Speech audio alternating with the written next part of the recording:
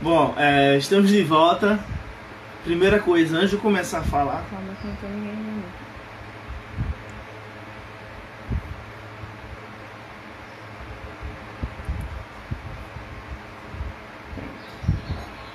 Pergunta se tá ok. Pronto, tá tudo ok agora.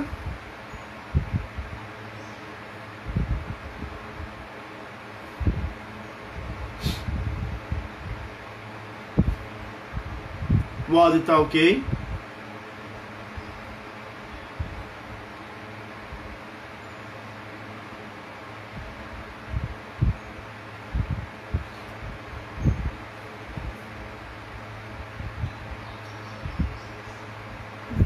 Pronto, vamos lá. Desculpa, antes de tudo, eu já peço desculpa a vocês. Tá? Isso acontece. E vamos voltar para a aula para ganhar tempo. Então, como eu estava falando, é o capítulo 4, Formações Vegetais do Mundo e do Brasil. Vai das páginas 35 até a página 42. No final do capítulo, temos aí 10 questões. Já vou avisando. É para todos fazerem as questões e me enviar o gabarito o mais rápido possível, porque aí a gente vai fazer as correções e depois a gente vai ter um vídeo explicando cada questão, ou senão as questões mais difíceis. Então, como eu estava falando, a nossa biosfera, a esfera da vida, a fauna e a flora, ela possui vários elementos naturais que interagem entre si, ou seja, é uma relação dinâmica entre esses elementos, tá? O solo, o relevo, o clima, que até mesmo a energia solar vão contribuir, corroborar para a formação vegetal do nosso planeta, tá certo? E aí quando a gente vai falar sobre formações vegetais do Brasil, a gente tem que ter em mente que o Brasil é um país de proporções continentais e por isso nós temos várias formações vegetais por todo o nosso país. Ao todo, são 9 formações vegetais, tá? A gente vai começar falando sobre a mais conhecida entre elas, que é a floresta amazônica, tá? Quando eu vou falar sobre a floresta amazônica, a primeira coisa que a gente tem que ter em mente é que ela é a maior floresta tropical do mundo. E por isso, ela tem uma grande importância ecológica, não só para o nosso país, mas também para todo o nosso planeta. Tá? É interessante também que o clima da floresta amazônica ele é clima equatorial. Tá? E por isso, temos aí 2 estações do ano bastante definidas. Temos o verão chuvoso e o inverno seco. Isso traz algumas características interessantes para a floresta amazônica. Por exemplo, a sua alta umidade e também a sensação térmica dentro da mata, né, da floresta amazônica é muito alta, tá certo? Então, outra coisa também que a gente pode destacar é em relação à questão do solo. O solo da floresta amazônica ele é considerado pobre, porque ele tem uma camada fina de nutrientes.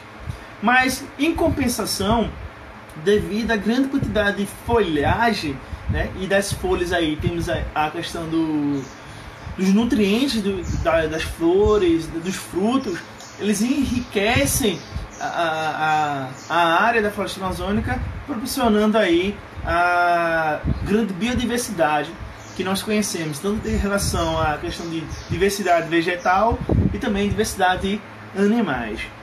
Como eu estava falando, a floresta amazônica ela é de interesse mundial e por isso que vários órgãos internacionais, recentemente tivemos aí algumas polêmicas envolvendo o nosso país, com outros como a Alemanha e a França, porque existe um grande desmatamento da floresta amazônica e muitos teóricos ambientais associam a questões ambientais como aquecimento global, por exemplo, a relação direta com o desmatamento da floresta amazônica.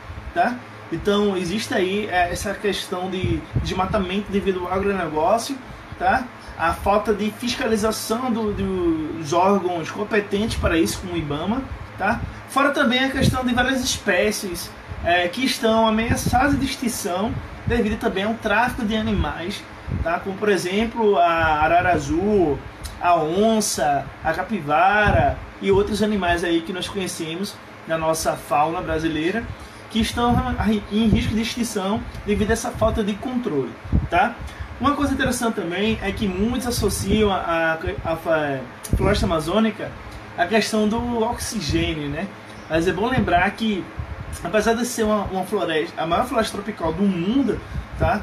A mesma quantidade que ela emite de gás oxigênio também ela consome, tá? Então ela não é considerada o pulmão do mundo, tá? O senso comum traz essa informação, mas essa não é uma verdade.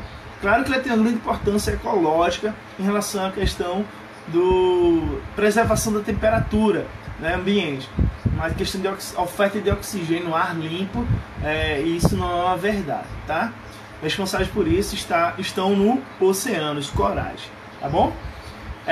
Outra informação importante que a gente pode trazer é sobre a Mata Atlântica, né?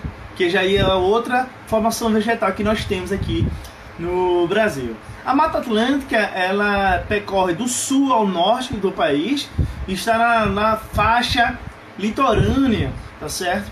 E é interessante que essa Mata Atlântica foi a que mais sofreu desmatamento desde o descobrimento do Brasil, desde 1500. Desde que os portugueses aqui chegaram, eles começaram a desmatar essa mata. Hoje nós temos apenas 7% do que já foi a Mata Atlântica. E a árvore mais conhecida da Mata Atlântica é o que deu origem ao nome do nosso país, que é o pau-brasil, tá? A Mata Atlântica é interessante porque ela é rica em biodiversidade, pessoal. Mesmo tendo apenas 7% do que restou desde o descobrimento do Brasil, da Mata Atlântica, ela ainda é considerada, por área, a região que tem maior biodiversidade do mundo. Isso é muito importante, tá? Por isso que vários órgãos competentes estão lutando aí, ONGs, né, organizações não governamentais, né, amantes da natureza, lutam para preservar um pouco do que sobrou da Mata Atlântica, tá? Outra coisa interessante também é que ela é a segunda maior floresta em extensão do Brasil. Veja, só sobrou 7% do que já foi a Mata Atlântica, mas ainda ela é considerada a segunda maior floresta do nosso país, tá certo?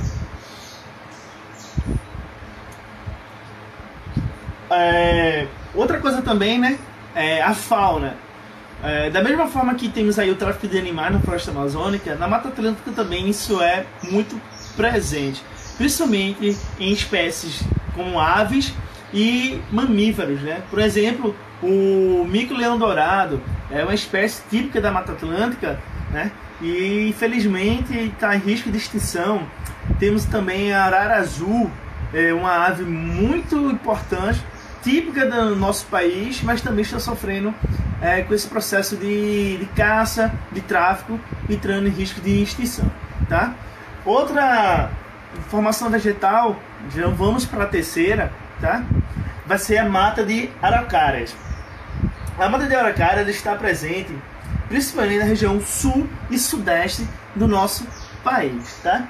A floresta de araucária, ou mata de araucária, ela é considerada uma mata de transição. Ela está entre a Mata Atlântica e o Cerrado, tá certo? Qual é a principal característica da mata de araucária, tá? É porque nós temos aí a presença de vegetação arbórea. O que é vegetação arbórea? São árvores grandes, de grandes portes. E por isso, por ter a presença de vegetação de tipo arbórea, o desmatamento é muito grande também. Por quê? Devido à procura por madeiras. Sabemos que a procura por madeira para fazer móveis, cadeiras, mesas, sempre foi muito grande. Então a mata de araucária, tá, por ter árvores e madeiras nobres, sofre também com a presença humana. É engraçado que quando a gente está falando sobre as formações vegetais do nosso país, todas elas, né, falamos da floresta amazônica, desmatamento, falamos da Mata Atlântica, que só tem 7%, estamos falando agora da mata de araucária, né, que está na região sul e sudeste do nosso país. Todas elas estão sofrendo com o mesmo fator, a ação antrópica, ou seja, a intervenção humana. O homem destruindo a natureza e os órgãos competentes fazendo pouco caso da situação.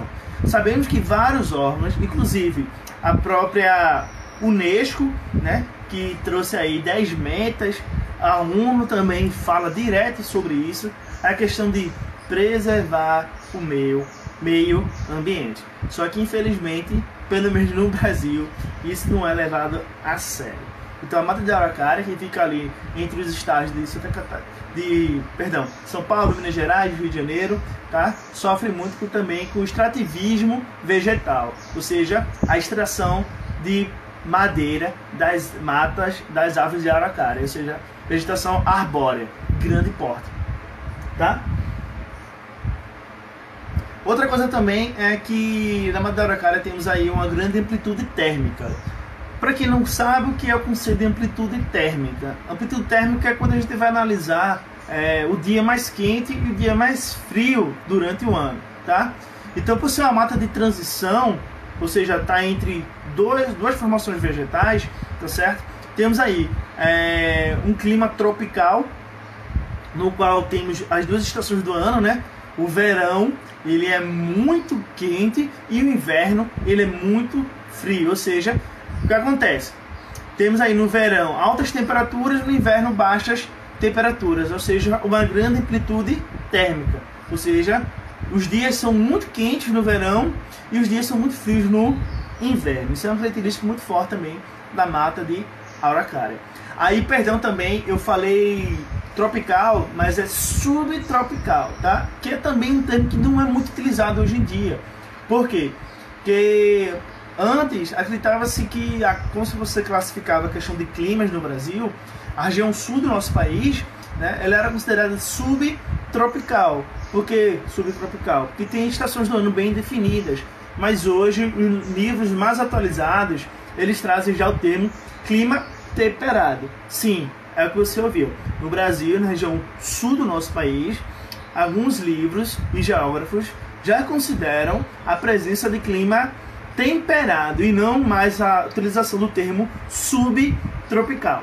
Por que clima temperado? Porque nós temos aí as 4 estações do ano bem definidas: primavera, verão, outono e inverno. Então, na Mata da Araucária, por estar localizada na região sul do nosso país, sul e sudeste, ela tem as 4 estações do ano bem definidas. E como eu falei, no verão os dias são muito quentes e no inverno os dias são mais frios. Isso caracteriza-se com uma grande amplitude térmica, tá? Ou seja, é o dia mais quente do ano e o dia mais frio do ano, tá?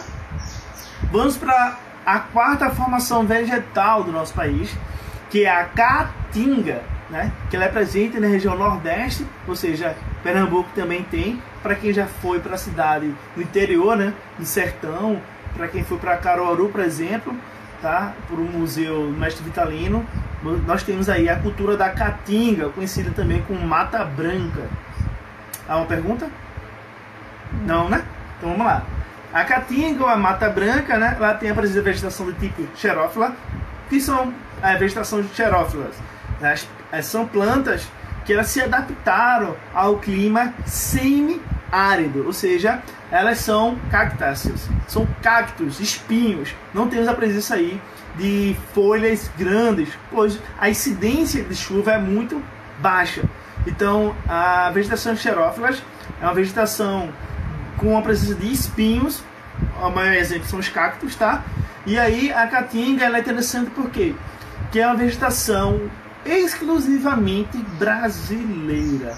Nenhum outro lugar do mundo tem a presença da caatinga. A caatinga só existe no Nordeste brasileiro. Isso é muito importante. E é claro que a caatinga ela também tem um reflexo na própria cultura do povo sertanejo, tá? Isso, a cultura do couro, né? Tem outra informação que eu quero trazer para vocês, é que a caatinga ela também está passando por um processo de transformação, infelizmente, devido novamente aos agentes antrópicos, ou seja, a nós seres humanos, né?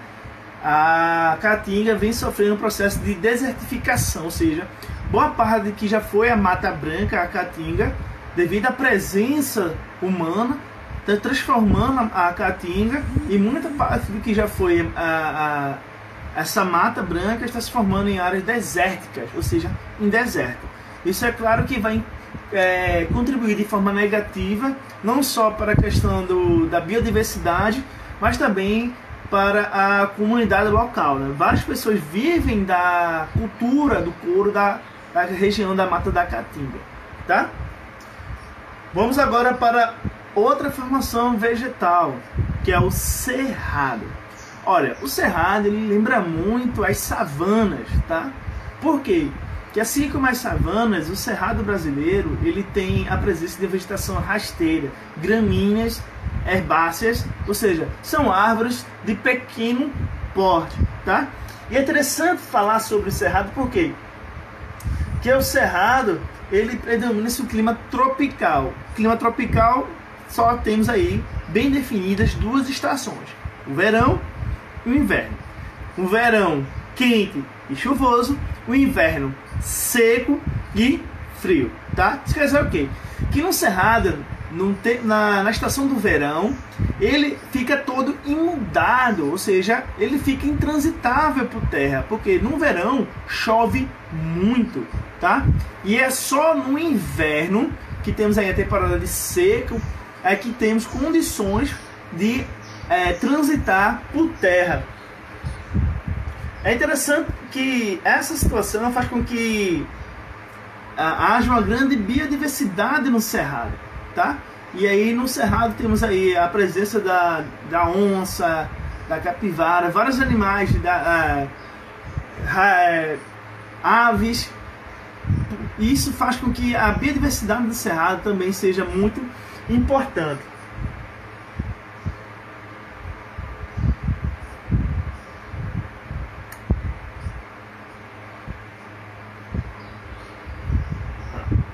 Vamos lá. E novamente, né? Como todos os cenários das formações vegetais, o cerrado ele também sofre com a presença dos seres humanos, né? Boa parte do cerrado já está entrando em processo de transformação, porque o agronegócio, a região do cerrado centro-oeste do país, é muito grande a presença da plantação de soja e a criação de... e aí temos a presença aí de grandes latifundiários, tá? E aí o agronegócio, né, que é a agricultura voltada para o mercado externo, exige cada vez mais áreas de plantação. Isso contribui de forma negativa para o desmatamento dessa formação vegetal, tá? Vamos ter a presença agora. Tá. Vamos ter a presença agora do professor que vai fazer o bate-bola com a gente, porque ele também tem muito a contribuir sobre a questão de biomas e biodiversidade, porque geografia e biologia, a biologia entrando com a fauna e a flora, e a geografia falando sobre os aspectos, como por exemplo amplitude térmica, alguns dados interessantes, a gente pode fazer esse bate-bola, tá? Só um momentinho aí que a gente vai ajeitar agora para fazer esse bate-bola com o professor Felipe. Tá dando para escutar tudo direitinho aí?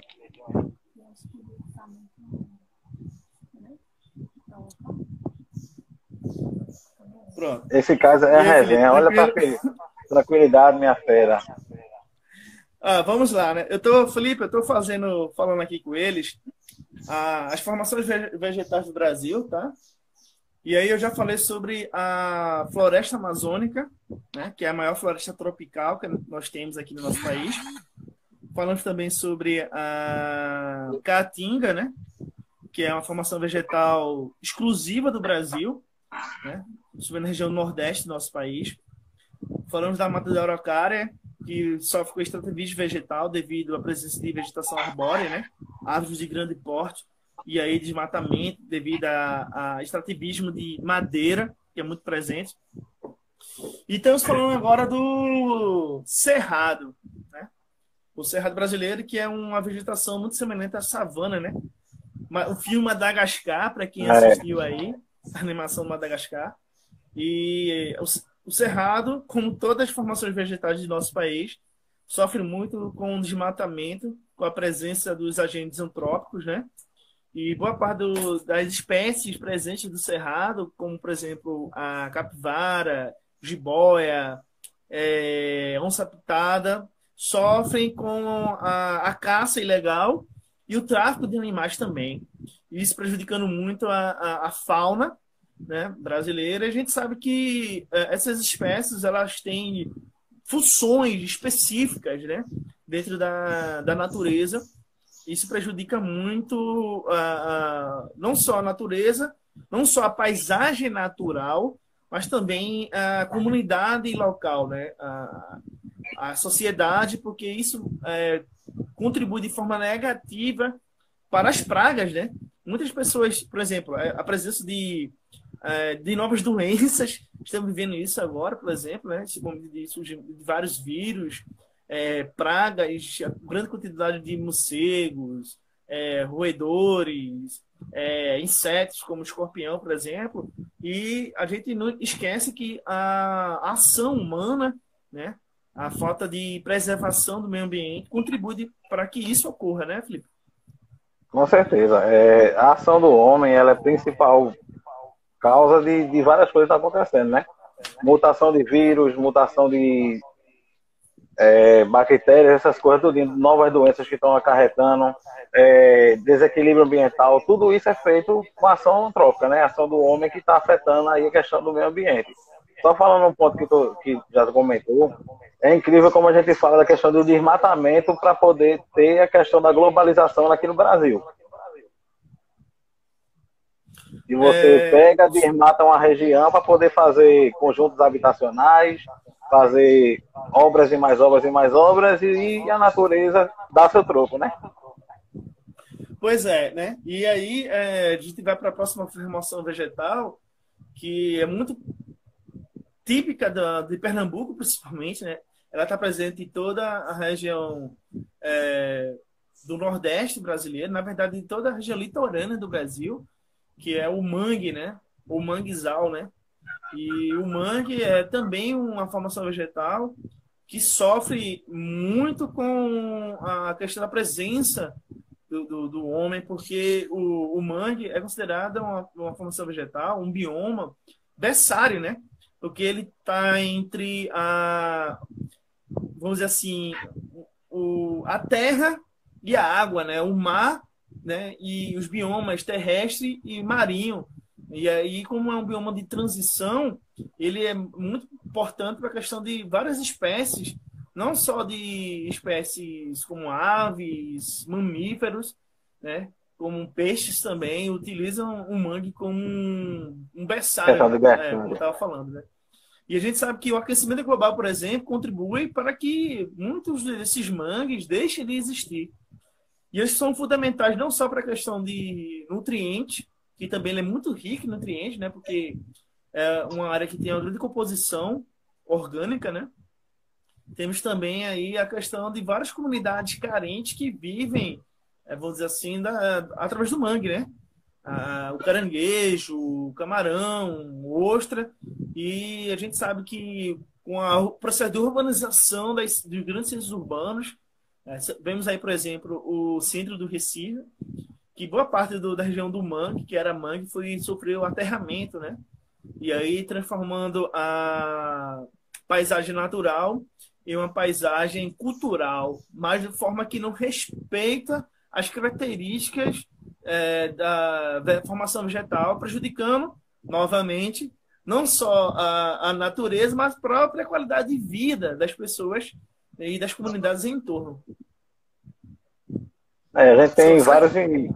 Com certeza, pô. A gente tem vários exemplos aqui, que a gente pode citar que o manguezal foi destruído por questão de urbanização. A gente tem um exemplo principal de Suape, que era um manguezal ali, e foi destruído para fazer a questão do porto, para fazer refinaria, e muitas espécies que eram ali começaram a migrar para a região, e a gente não tinha, tanto é que a gente não tinha muito indício de ataque de tubarão na região do Boa Viagem e Piedade, antes de ter o ataque do mangue. Sim, exatamente. Aí depois que tiveram, os indícios foram aumentando, porque espécies que eram dali, que eram alimentos dos tubarões, migraram para a região mais perto ali de Piedade, do Cabo, daquela região dali de Boa Viagem, e ocasionando, fazendo com que o quê? Os predadores também viessem junto. Então, teoricamente, terminou tendo a questão do problema aí da urbanização que afetou diretamente. Né, e outra coisa, só para lembrar nossos férias aí do turno do IFPE, é que a região do Manguezal, ela tem pouco oxigênio, né? Porque a água ela não é muito, vamos dizer assim, limpa, não tem grande oxigênio. Salobra, exatamente. Isso grande quantidade de iodo na água. Por isso tem aquele cheirinho ali. Exatamente.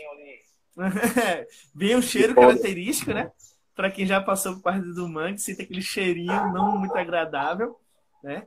E também a própria vegetação, para se adaptar pelas condições, né? Falta de oxigênio fez com que essas plantas tivessem suas raízes fora, né? Vamos dizer assim. Fora, né? Para captar, absorver uma maior quantidade de oxigênio, já que a água ela salobra não tem a grande presença desse gás, tá? A gente vai agora para a próxima formação vegetal, que é o Pantanal, né? Pantanal brasileiro, que é a formação vegetal, o menor bioma, né, do Brasil, tá?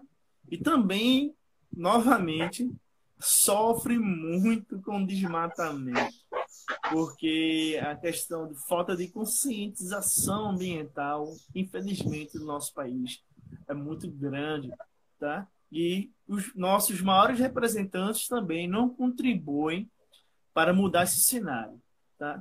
Então, o Pantanal, da mesma forma que as outras formações vegetais, está em risco de deixar de existir, pelo menos da forma que nós conhecemos hoje, tá? E por ser o menor, é o que sofre maiores impactos, né?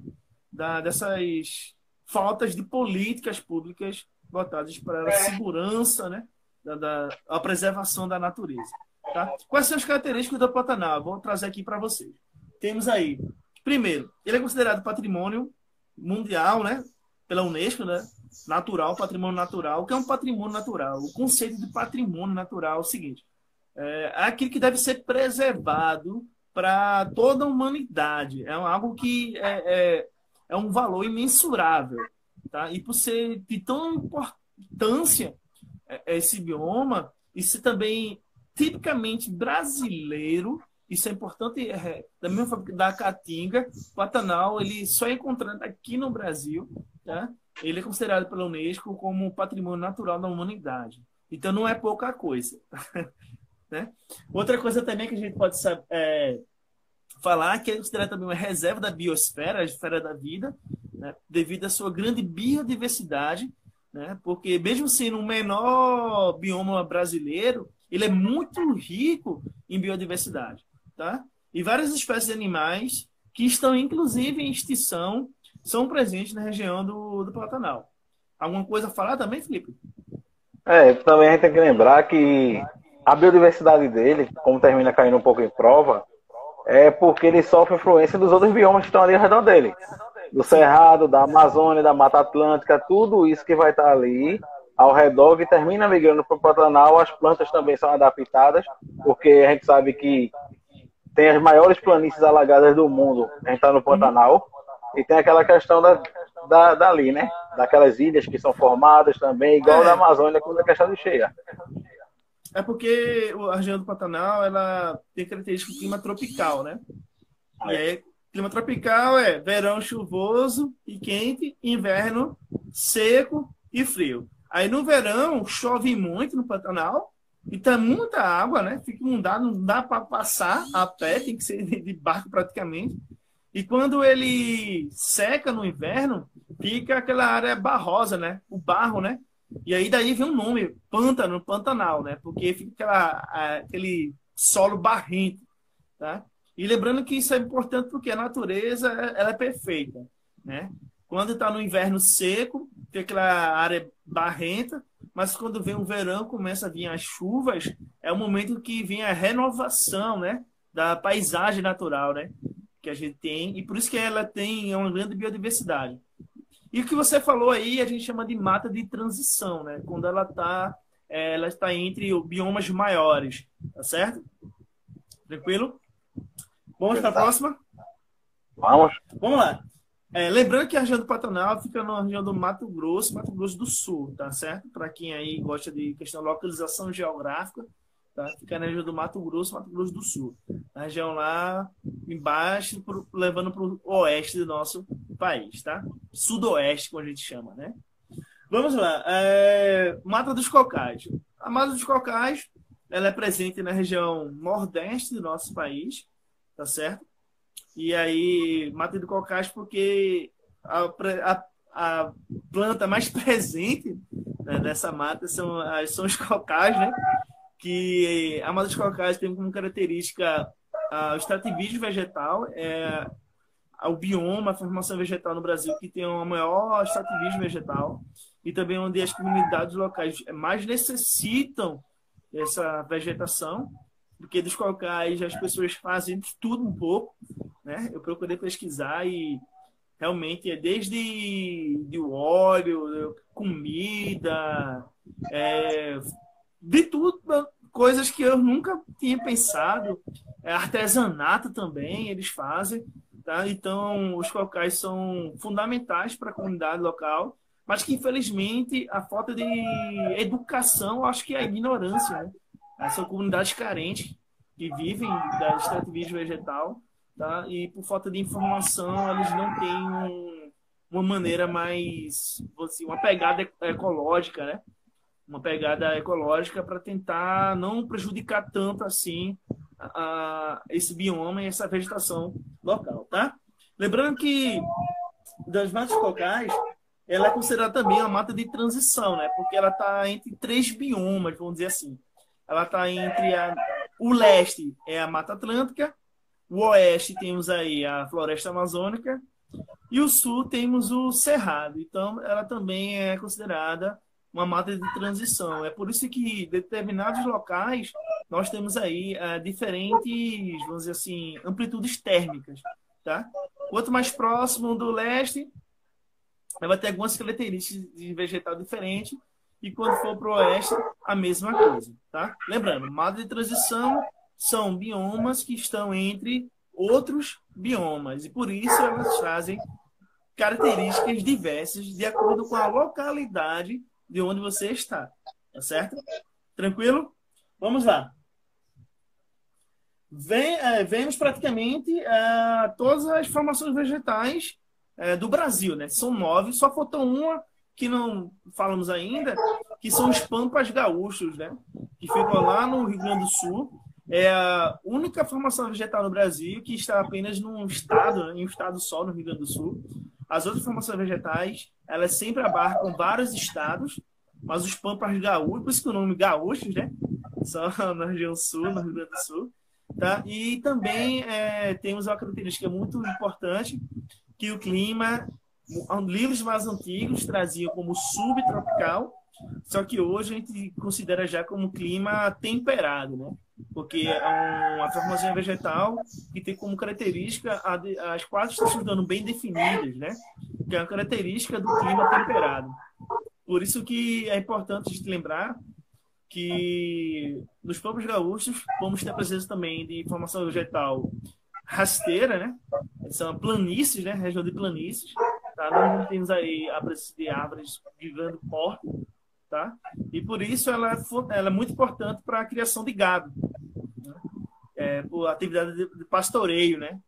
A criação de gado e também de ovelhas e outros caprinos, né? Espécies de caprinos. E por isso também ela sofre muito com a questão do agronegócio, porque a demanda por carne bovina, a gente sabe que a cada ano nós sofremos com isso, né, recentemente, devido ao mercado chinês, né, um dos maiores consumidores de carne bovina do Brasil, elevando inclusive o preço da carne aqui, tá, para o consumidor interno, né? Então, os campos gaúchos têm como características uma vegetação gramínea, né? Herbácea gramínea, vegetação rasteira, clima temperado, as pastas são bem definidas e, por fim, é presente apenas em um estado da federação, que é no Rio Grande do Sul. Tranquilo? Alguma coisa a falar, Felipe, sobre os pampas gaúchos? Teve uma questão que eu corrigi ela, se eu não me engano, foi em 2012, quando o Ciência entrou pela primeira vez na prova do integrado. Caiu uma questão sobre bioma e a questão era para saber, colocar aquele negócio, a afirmação correta, né? Aí caiu justamente sobre os pampas. Aí tinha duas respostas muito parecidas, só que tinha uma diferente, que tinha lá que o Pampa Gaúcho apresenta o maior potencial, um alto potencial hidrelétrico no Brasil. Aí eu fiquei pensando, rapaz, será que é verdade ou falso? Quando eu fui olhar, de acordo com o caso do Rio Grande do Sul, por conta dessa bacia hidrográfica era verdadeira, por conta principalmente das hidrelétricas que tem dentro desse bioma. Sim. É um assunto que a gente vai ver no próximo capítulo, que são as bacias hidrográficas, né, do Brasil. Muito bem, Felipe, lembrado também. Só que a gente não vai falar agora, porque é um assunto muito grande também. Tá? E aí ficaria impraticável a gente falar agora sobre as bacias hidrográficas, que são várias, tá? Inclusive o Rio São Francisco, né? Muitas pessoas erram questões sobre o Rio São Francisco, e a gente vai ver algumas dicas para não errar, tá? Então a gente fechou aí as nove formações vegetais do Brasil, né? Só para relembrar, vocês lembram quais são? Vamos lá. Temos aí a Mata Atlântica, temos a Caatinga, temos também o mangue, a floresta amazônica, temos os pampas gaúchos, a mata de araucárias, mata de cocais, o cerrado e o pantanal. São 9 formações vegetais. Todas elas trazem características particulares, tá certo? Como, por exemplo, nós vimos aí que a mata de cocais e o pantanal são margens de transição, que a floresta amazônica é a maior floresta tropical do mundo, tá? E ela tem como característica uma grande amplitude, uma grande umidade, né? Uma grande incidência de chuva, né? A precipitação de chuva é muito grande, você chove praticamente durante todo o ano, né, na floresta amazônica. É muito quente também, por ser muito úmido, é muito quente, a sensação térmica chega até a 40 graus, praticamente é um forno, você também é uma floresta fechada, tá? E, por exemplo, vimos também que o Pantanal é o menor bioma, né, no nosso país, e que temos aí o compromisso de preservar a natureza e os biomas, porque eles interferem de maneira direta na nossa qualidade de vida, né, principalmente em relação à questão do aquecimento global, tá? Acho que tem alguma pergunta aqui, deixa eu ver. Tem uma aqui que ela perguntou se é possível... Na Caatinga é possível a sobrevivência de animais? Claro, sim. Claro que tem a presença de animais na Caatinga. Inclusive, temos aí a cultura do couro, né? Só um pouquinho de história, né? É mal de história, mas como eu já falei para vocês, quando os portugueses chegaram aqui, inicialmente eles começaram a fazer a plantação de cana-de-açúcar no litoral, junto com a criação de gado. Qual foi o problema? Os gados, eles comiam as mudas da cana-de-açúcar, prejudicando assim os fazendeiros. Então, a coroa de Portugal vai criar um decreto, né, uma carta régia, forçando que os fazendeiros de gado, né, tirassem a criação de gado do litoral e adentrassem o sertão, né? E daí vem o surgimento aí da cultura do couro, do povo sertanejo. Então, assim, na Caatinga tem a presença. Tem um carcará, uma ave muito conhecida, né? Tem uma música também, tá? Que ela é típica da região da Caatinga, vários répteis, insetos. O Felipe pode falar muito melhor do que eu sobre a questão da fauna da Caatinga, tá? Uma pergunta aqui. Qual é a relação entre formações vegetais e os biomas? Olha, veja só. Como eu falei logo no início, quando a gente vai falar sobre a questão de bioma, a gente está falando sobre a dinâmica dos elementos naturais, tá? A gente está falando aí não só da formação vegetal, mas também do solo, do relevo, do clima e até mesmo da energia solar, tá certo? É claro que quando a gente vai falar sobre os biomas, o que a gente tem mais destaque é a vegetação, paisagem natural. A primeira coisa que você percebe quando tem a visão da paisagem natural é a vegetação, tá? Mas quando está falando de bioma, a gente está falando da biosfera, tá certo? Que aí é dinâmica, aí tá a fauna, a flora e também o como eu já falei, até mesmo a questão da incidência de radiação solar, da energia. Tá? Tranquilo? Entendeu agora o que é a relação do bioma e da vegetação? É impossível a gente falar da formação vegetal sem trazer como destaque a questão da vegetação e vice do clima. Toda vez que vai falar sobre o clima e a vegetação, eles têm uma ligação direta. Tá? Tranquilo? A gente vai dar seguimento agora porque a gente vai ver a formação vegetal mundial. A gente viu as 9 formações vegetais do nosso país. Lembrando, por que tem tantas formações vegetais? É porque nós moramos em um país de proporções continentais. Muitas das vezes a gente esquece disso, mas o Brasil é gigante. Tá? É só você dar uma olhadinha aí no mapa mundial, tá? E você vai perceber que nosso país é o gigante que, infelizmente, está adormecido há muito tempo. Mas vamos lá ver a questão das formações vegetais do mundo. Temos aí a floresta tropical pluvial, né? Que é característica somente da... Não tem presença dela nem na América do Norte e nem na Europa. E como principal característica da floresta tropical pluvial é 2 estações do ano, né? Que aí a gente lembra da floresta amazônica também, que tem uma característica semelhante, que é um verão quente, chuvoso, e o inverno seco e frio, tá? E pluvial por quê? Porque a floresta tropical pluvial ela tem como característica uma grande quantidade de água, que chove muito durante o verão. Isso contribui para que haja uma grande biodiversidade, ou seja, diversidade vegetal e animal. Tranquilo? Então lembre-se, floresta tropical pluvial não é presente nem na América do Norte e nem na Europa. Nos outros continentes existe a presença dessa floresta. Tá? Tranquilo? Alguma coisa, Felipe, para falar? Deixa eu fazer um ponto aqui que a turma tá botando aqui na live. O cachorro tá atrapalhando. Realmente, o cachorro é do vizinho, pô. Infelizmente, eu não posso fazer nada, né? Sobre o cachorro dele, velho. Nada. O cachorro é quase do meu tamanho, meu irmão. Um dog alemão. Não posso fazer nada, infelizmente. Com ele. Bora lá. Repetir? Tranquilo. Olha, vou repetir rapidinho. Falamos agora a formação vegetal mundial, tá? Falando sobre a floresta tropical pluvial. Ela não tem presença nem na América do Norte, nem na Europa. Tem como característica o clima tropical, ou seja, verão e inverno. O verão ele é quente, chuvoso, e o inverno ele é seco e frio.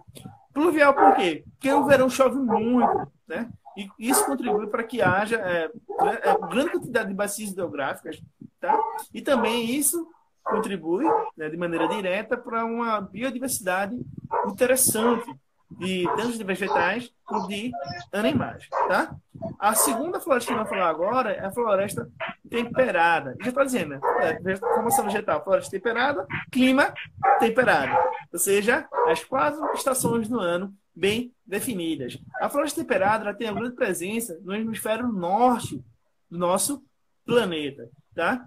E, ao contrário da floresta tropical pluvial, ela não tem uma grande biodiversidade, tá? E aí, como características, temos, por exemplo, a presença de vegetação perdão, deixa eu me lembrar. Caducifólia, se não me engano. Felipe, não sei se pode me... Caducifólia, pô. Caducifólia, exatamente. Porque é uma vegetação que as folhas caem, tá? Principalmente na estação do outono, inverno e outono, tá? São as folhas que caducam, né? Assim, elas ficam secas e caem, tá? É uma característica muito importante também da floresta temperada. Tranquilo? Vamos agora para mais uma formação vegetal mundial. Deixa eu olhar aqui rapidinho qual é. Ah, tá. As florestas de coníferas. As coníferas lembram o cone, né? São principalmente na região polares, né? Antártida, Polo Norte, Polo Sul, né? O clima, o inverno rigoroso, né?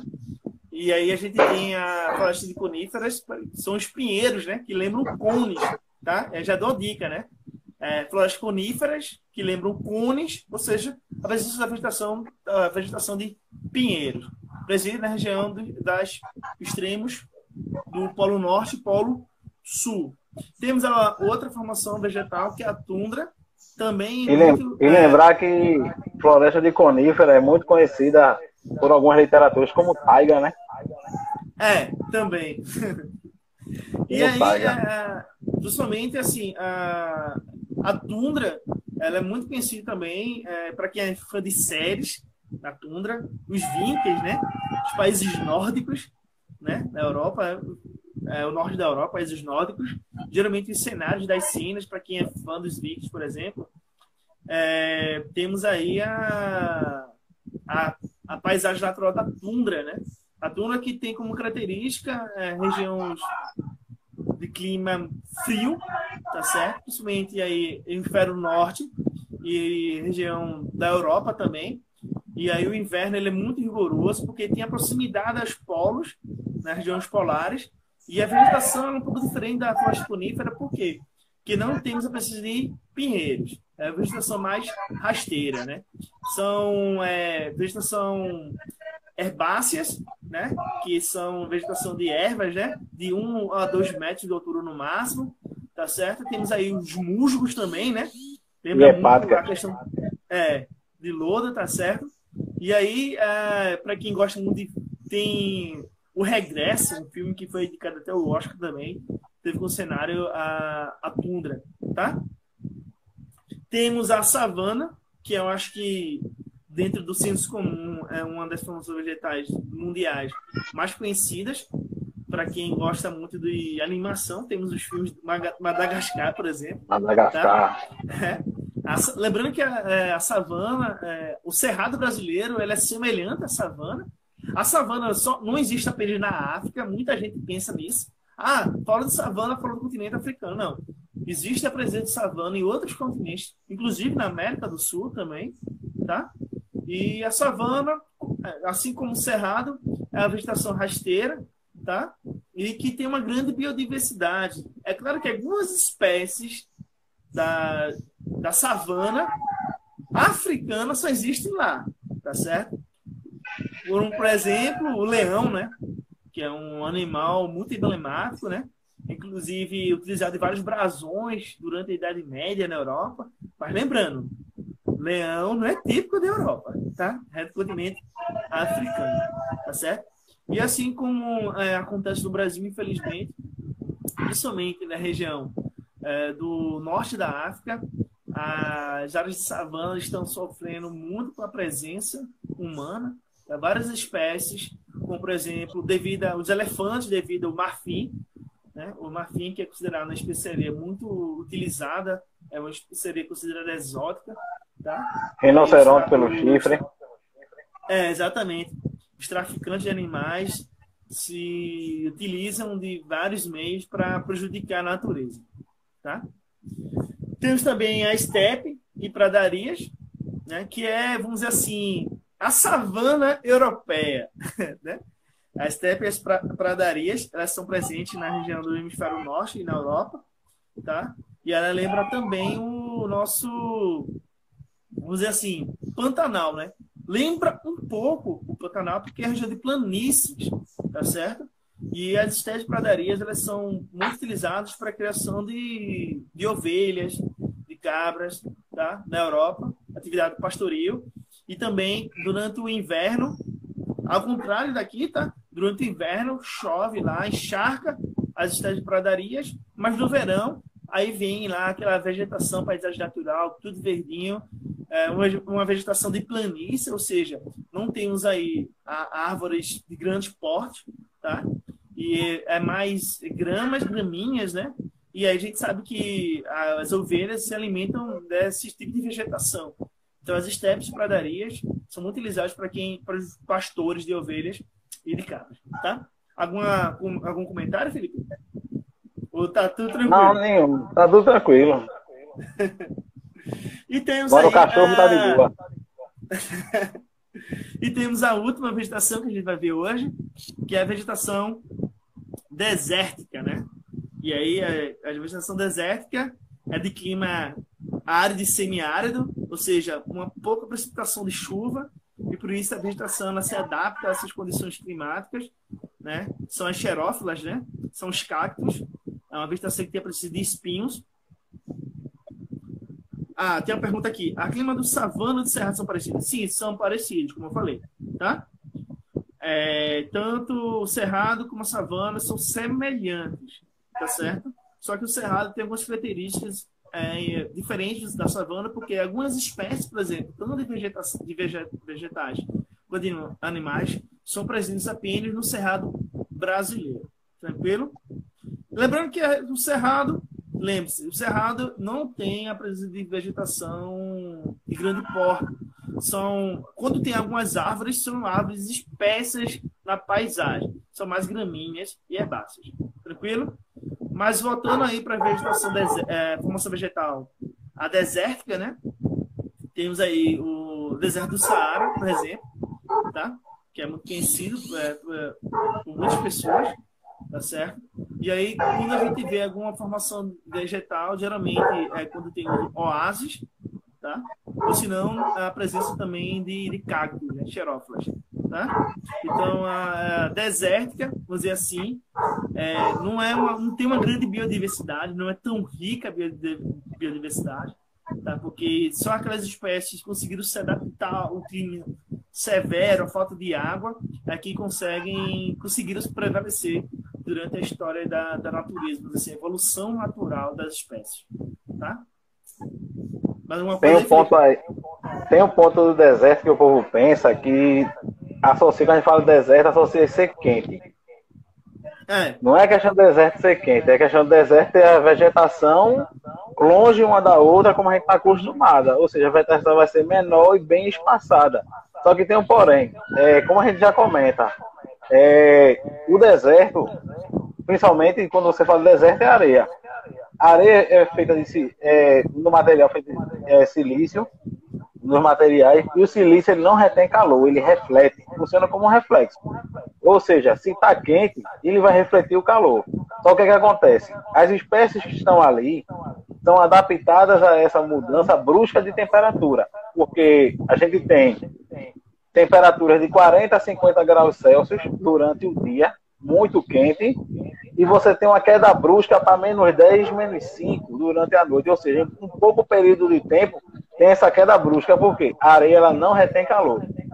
Só funciona como um espelho, faz refletir. Aí você tem que ter uma fauna bem adaptada, principalmente por isso que a maioria das questões, a maioria dos animais que estão presentes nos desertos são répteis. Cobras, lagartos, você tem alguns insetos, tipo, como falar, a questão dos caravelhos, escorpião. Sim. São animais que se adaptam rápido a essa questão. Porque, além da questão da areia, temos uma pouca umidade do ar. Lembrando também que as partículas de água, elas retêm o calor, tá? E tem pouca umidade do ar, aí a gente tem o que o Felipe falou aí, é a que a gente chama de amplitude térmica, né? A gente tem, durante o dia, altas temperaturas e à noite, baixíssimas temperaturas. Ou seja, a amplitude térmica durante o dia é muito alta. Ou seja, durante o dia a temperatura é lá em cima, quando chega à noite a temperatura é lá embaixo. Porque além da areia refletir o calor, não tem uma grande umidade do ar. Tá? Então isso prejudica muito várias espécies e como o Felipe bem destacou aí, por isso que nós temos aí a presença mais de répteis, tá? Que consegue se adaptar melhor a essas condições climáticas. Tranquilo? O Ártico também pode ser um deserto? Sim, pode ser um deserto. O deserto não está relacionado ao calor, tá? Lembrando também que por muito tempo, quando chegaram os portugueses aqui, toda a área que não tinha presença de civilização europeia era chamada de deserto. O Brasil era um grande deserto, tá? Então foi muito bem lembrado, destacado aí pelo professor, tá? Sobre a questão do deserto. Não é associada à questão de calor, de quente, mas aí é uma vegetação espessa e uma grande amplitude térmica durante o próprio dia, tá certo? Do dia e à noite, tá? Então, alguma dúvida? Porque, assim, a gente já viu todas as formações vegetais do mundo e do Brasil, tá? Lembrando também que foi da página 35 à página 42 e que no final do capítulo a gente sempre tem aí 10 questões para serem feitas, tá? E aí já vou adiantando que Luciano pediu para que vocês mandem até segunda, tá? Porque na própria segunda-feira eu já vou fazer aí a relação de acertos e erros, tá? E já vou postar lá no grupo da turma do IFPE, curso Luciano Braz, uma aula, uma videoaula, corrigindo essas questões e comentando questão por questão, tá? Então, valeu, galera, aí pela participação. Felipe, muito obrigado, cara. Você aí só trouxe coisas positivas. Algumas coisas que eu esqueci aqui, você foi lembrando, foi massa esse bate-bola, tá? Espero que todos tenham gostado da nossa aula, tá?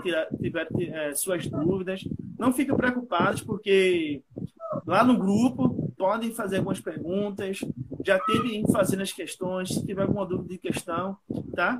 A gente vai comentar lá no grupo e também no vídeo aula. E sobre a questão de história, que já tem gente me cobrando aí, lembre-se que pode mandar, que na segunda vai estar lá o gabarito também. Então, tanto de geografia quanto de história vai estar lá postado na segunda-feira, certo? Tem uma pergunta aqui, ó. Pediram para a gente responder porque o deserto australiano é tão perigoso. Olha, vamos lá. Por que ele é tão perigoso? O Felipe já colocou aí em destaque, né? Vamos lá. Muitas pessoas não estão preparadas para a mudança de sensação térmica, né? Por exemplo, durante o dia o cidadão vai, estou com muito calor, porque o deserto australiano é muito quente durante o dia. Aí o cara vai lá, tira a camisa. Aí o que acontece? Insolação leva insolação. E aí, quando vai chegando a entardecer e à noite, a temperatura tem uma queda brusca de temperatura, né?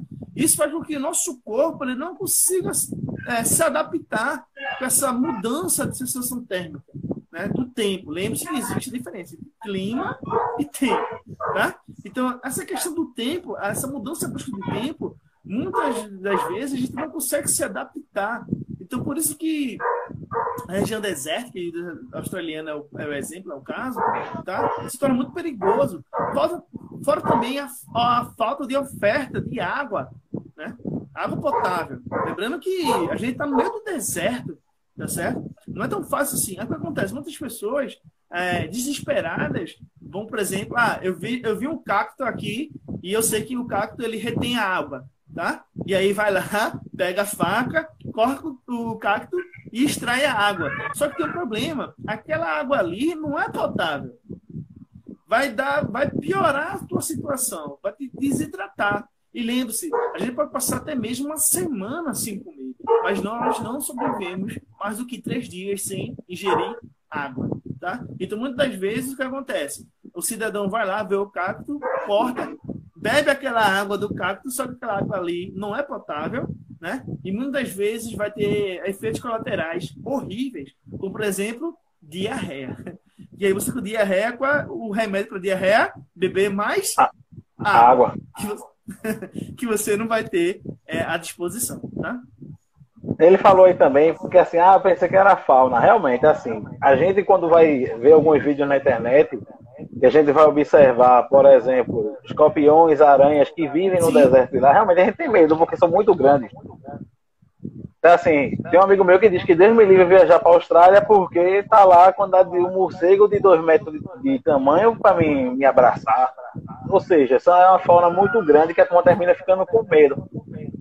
Aí, justamente, tem esse perigo do deserto, de qualquer deserto, não só o da Austrália, a questão do que o corpo não tem adaptação, e tem a questão da fauna de lá ser um pouco mais desenvolvida por conta da evolução genética. Tranquilo? A adaptação de um ser muito grande. Sim, acho que Mari pediu para a gente repetir para falar sobre os pampas, eu acho, foi aqui. Os pampas. Então, como a gente tinha falado, a região dos pampas, né, no Rio Grande do Sul, é um clima temperado. Muitos livros mais antigos colocam como subtropical, mas não é um termo mais utilizado, tá? E os pampas gaúchos têm as 4 estações do ano bem definidas.